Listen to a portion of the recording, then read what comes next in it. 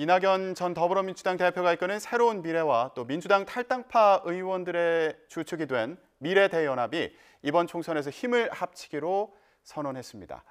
가칭 개혁미래당을 공동으로 창당하기로 했는데요. 이른바 제3지대 빅텐트로까지 이어질지 주목됩니다. 국회 취재기자 연결해서 알아보겠습니다. 강민경 기자. 네, 국회입니다. 네, 자, 두 세력 예상대로 힘을 합치기로 했군요.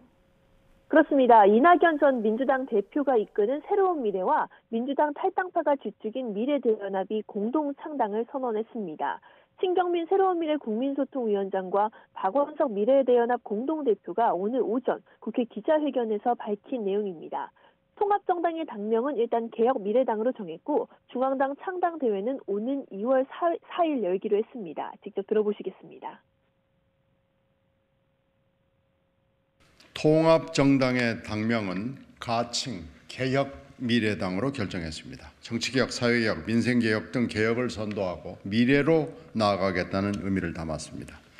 제3지대에선 앞서 이준석 개혁신당 대표가 양향자 한국의희망 대표와 먼저 합당을 선언한 상태입니다. 여기에 진보 세력 간 통합까지 성사되면서 우선 진영 간 소통합이 먼저 이루어지는 모습입니다. 앞으로의 관심은 이들 양대 세력의 통합, 이른바 빅텐트의 성사 여부입니다. 이에 대해 이준석 대표 측은 오늘 공동 창당을 선언한 개혁미래당 측에 만남 일정을 조율하고 있는 것으로 알려졌습니다. 하지만 양대 세력은 지지 기반과 가치 등에서 차이가 있는 만큼 본격적인 논의 과정에서는 진통이 예상됩니다. 이준석 대표는 벌써 견제구를 날렸는데요. 공동 창당 선언 소식이 알려진 직후 SNS에 올린 글에서 개혁신당이 개혁을 화두로 삼아 이슈를 만들어가는 상황에서 개혁미래당을 당명으로 쓰겠다는 건 의도가 명백해 보인다고 비판했습니다. 개혁신당 관계자도 오늘 YTN과 통화에서 여태까지는 세력 간 통합을 논의했지만 이제는 진보 진영의 새 분리기 양상에 대응해야 할 필요성이 생겼다고 설명했습니다. 그러면서 통합 논의도 늦어질 수 있다고 말했는데 기싸움에서 밀리지 않으려는 의도로 해석됩니다. 네, 거대 양당 소식도 알아보죠. 국민의힘과 더불어민주당은 이번 주부터 본격적인 공천심사 일정에 들어간다고요? 그렇습니다. 국민의힘은 내일부터 다음 달 3일까지 지역구에 출마할 후보자들의 공천 신청을 받습니다. 한동훈 비대위원장이 강조하는 정치개혁안에 따라 공천 신청자는 국회의원 불체포특권 포기 서약서와 금고형 이상의 형 확정 시 세비 전액 반납 서약서 등을 제출해야 합니다. 현역 의원들의 공천 배제, 즉 컷오프를 위한 여론조사는 마무리됐지만 아직 결과는 나오지 않았습니다. 이르면 이번 주 공천관리위원회에 여론조사 결과가 보고되면 후보자의 면접 일정과 단수 공천 및 전략공천 지역구 논의 등에도 속도가 붙을 걸로 보입니다. 여론조사는 공천심사에서 의원평가 기준이 되는 교체지수 산출에 가장 큰 비중을 차지하기 때문에 현역 의원들 사이에서는 긴장감이 흐르고 있습니다.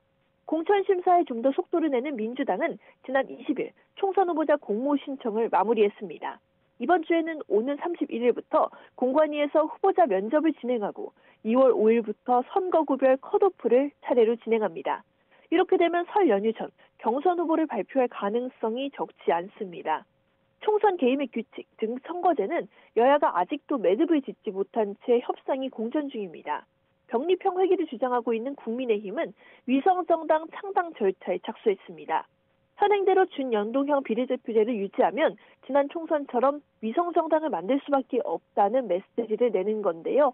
일각에서는 병립형 회기를 위한 대야 압박 전술이라는 해석도 나옵니다. 민주당은 잇따른 의원총회에서도 선거제 입장 관련 결론을 내리지 못한 상태입니다. 지도부가 병립형을 선호한다는 이야기도 들리지만 현역 의원 81명이 지난주 공동 입장문을 내고 준연동형 비례제 유지를 촉구하기도 한 상황입니다. 이재명 대표는 일단 침묵하고 있는데 어떤 선택을 할지 주목됩니다. 지금까지 국회에서 YTN 강민경입니다.